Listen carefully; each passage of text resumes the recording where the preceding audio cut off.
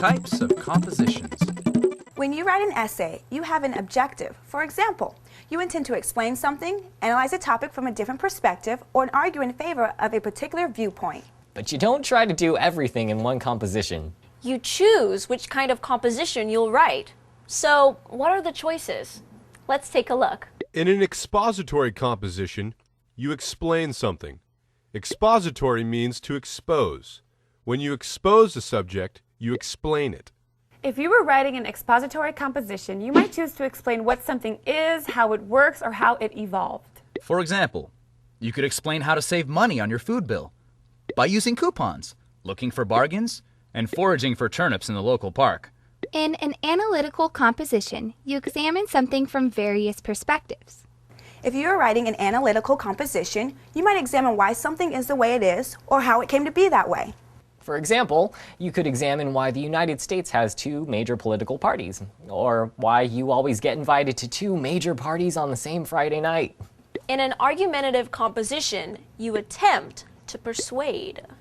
If you are writing an argumentative composition, you might try to persuade people to believe what you believe, think what you think, or feel what you feel. For example, you could try to persuade someone to agree with your beliefs about exercise and your position on yoga.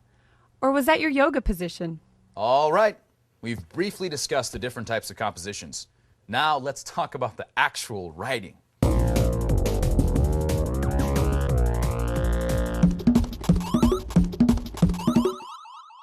Choosing and developing a topic.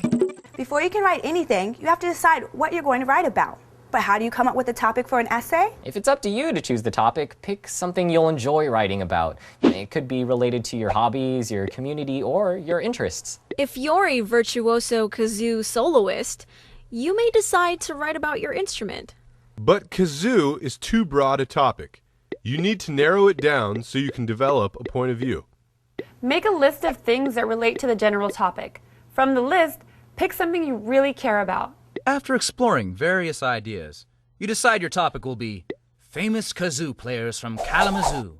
But before getting locked into a particular topic, explore whether you can gather enough research material to support your idea. Do some preliminary digging on the internet or in the library to make sure you can support the topic with primary and secondary research. Okay, we've picked a topic. Now let's move to the next step, developing a thesis statement. A thesis statement tells readers what your composition will prove. What are you going to prove?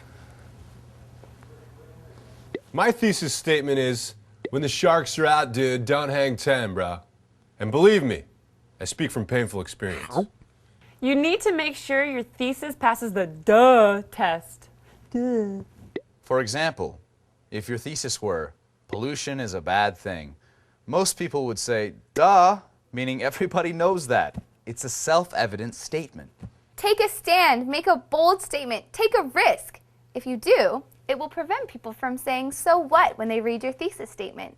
Here is an example of a poor thesis statement. Some people like to send text messages. This thesis statement doesn't work because it leaves no room for debate or discussion. It's a statement about what some people like to do. Here's an example of a good thesis statement. Excessive text messaging can lead to a decline in grammar skills. Now, this thesis statement works because it leaves room for discussion and expresses a point of view. A good thesis will help you organize your material and focus your ideas. It will also keep your writing on track. Milo from Ohio writes, I'm afraid of spiral-bound notebooks. Seriously? Okay, we've talked about how to choose a topic and develop a thesis statement. Now let's take a look at how to conduct research.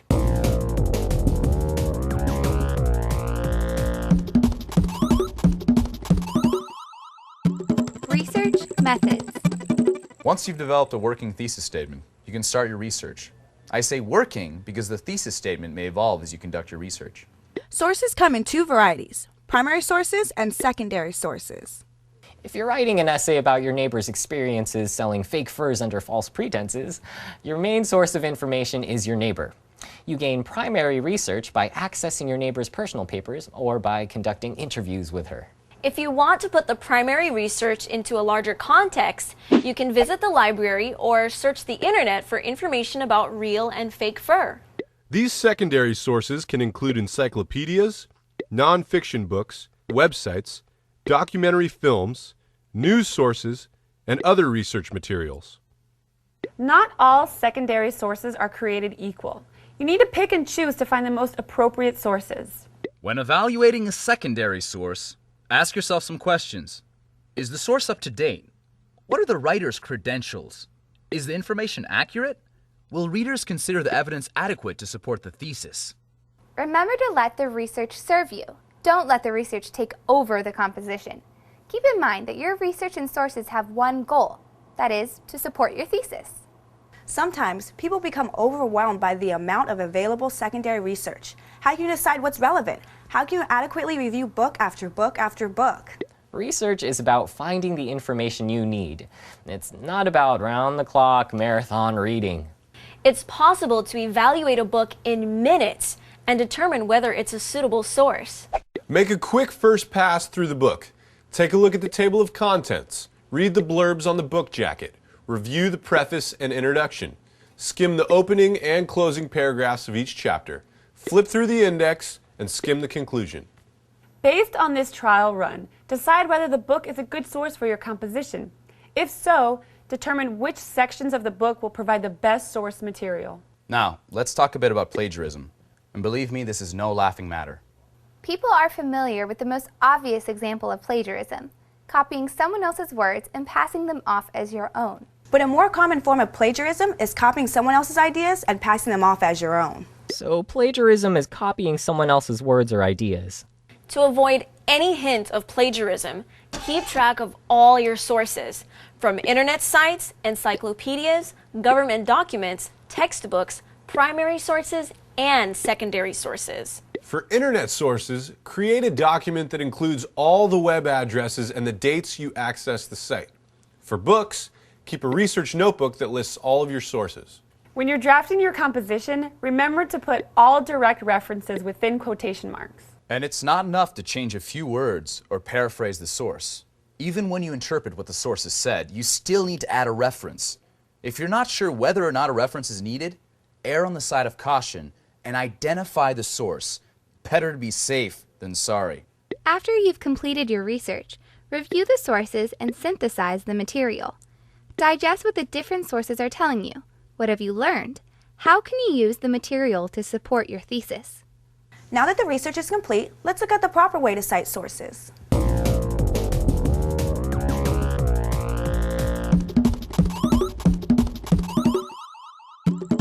Citing sources. Okay, let's discuss citations. No, I'm not talking about your traffic tickets, or mine, for that matter. I'm talking about how to cite sources in your composition.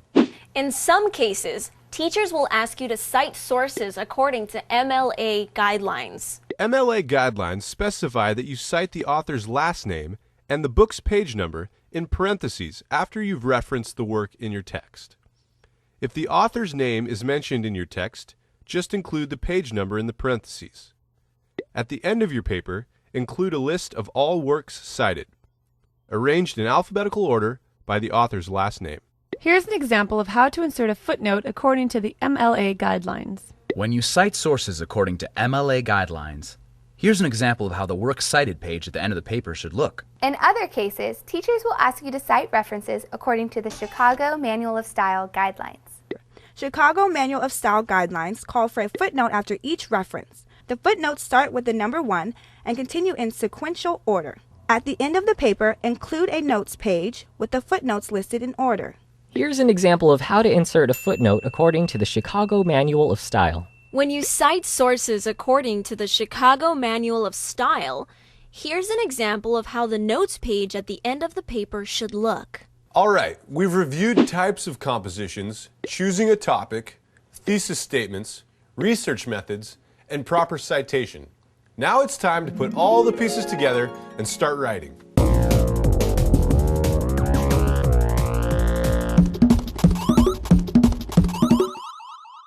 Drafts and revisions. In general, a composition follows a pattern. A composition starts with a paragraph that introduces the topic. When writing the introductory paragraph, begin with a bang. Make a controversial statement, include a famous quote, cite a stunning statistic, or include anything else that grabs the reader's attention while introducing your topic. Expand this idea in another sentence, and then end the paragraph with your thesis statement. Next, you'll write the body of the composition. The body consists of several paragraphs that support your thesis. Start each paragraph in the body with a topic sentence, and then develop the topic in a few additional sentences. Here's an example of a topic sentence followed by several sentences that develop the idea. She wished there were a song that celebrated her name. But with a name like 29127, she had little hope that someone would ever serenade her. Why hadn't her parents called her Gloria, Angie, Michelle, or Peggy Sue? Instead, they had saddled 29127 with a name that commemorated their love for super-perfect numbers. Finally, you'll draft a closing paragraph that summarizes what you've discussed in the composition. In this closing paragraph, you will also address and refute opposing viewpoints. Conclude by repeating the thesis statement in a new and interesting way. All right, we've drafted a composition, but as the old saying goes, writing is all about rewriting. It's time to talk about revisions. How do you know when your composition needs a revision? Read what you've written. Is the composition coherent? Does one point build on another and come to a logical conclusion? This statement lacks coherence and logic. First, you have to arrive, then you look around, and finally you can defeat your foes. And then all your friends can turn on you. But that's another thesis altogether. Once you're satisfied that your thoughts are clear and well ordered, move on to the words themselves. Is the writing varied and engaging? Are some sentences short, some medium in length, and some long? Or does the writing follow a monotonous sentence structure? I am trying to vary my sentences. A major goal in my life is to vary my sentences. Variety is the chili powder of lively sentences. Wow, I'm really mixing up my sentences. Maintain the active voice. This means that the subject of the sentence takes action. Maintain the active voice. Say, Joe ate the whole enchilada, not the whole enchilada was eaten by Joe. Use interesting transitions between thoughts or paragraphs. Try to avoid predictable transitions such as first, second, third, and finally. Instead, try transitions such as consequently, similarly, conversely, ironically, and lots of other words ending in ly. Totally! Examine your language. Is the wording appropriate for the subject matter and audience? Does it sound natural? Is it too formal? Too informal? Yo, listen up. I've got something to hit you with. It's much too informal, if you get my drift. Look at your word choice. Do any words seem to stick out, as if they've been plucked out of a thesaurus and don't quite fit? If so, choose wording that is simpler and more straightforward. Can I write, I'm enthralled by anything even remotely hippo-optomonstrosesquipedalian? Afraid not. Examine the overall style of your writing. Is it distinctive and expressive? Does it need a little pizzazz? Try adding rhetorical devices such as a simile or a metaphor. Insert a personal anecdote or a case study. Make the composition more distinctive by varying how you express your thoughts. And, of course, no revision would be complete without a look at spelling, punctuation, and grammar. You can't always rely on word processing software to point out mistakes. Read and proof your document. The English language is filled with words that sound alike but are spelled differently. You need to be able to tell the difference. Now that the content of your composition is complete, you can focus on the format. In many cases, you'll use standard word processing software to create a plain text document. Make sure to double space. You can also use more advanced publishing software and graphic programs. With these, you can include visual aids such as charts, maps, and graphs. A visual presentation can bring your presentation to life, especially when you're citing statistics, describing geographical areas, or comparing one thing to another. Today's letter is from Byron G. of Slippery Slope, Montana. Byron writes, my hobby is skiing. I took up skiing because I love the word with its two I's next to each other. Does this mean I'm all about I and me? Byron, congratulations on your outstanding spelling skills. And yes, you may be an egotist,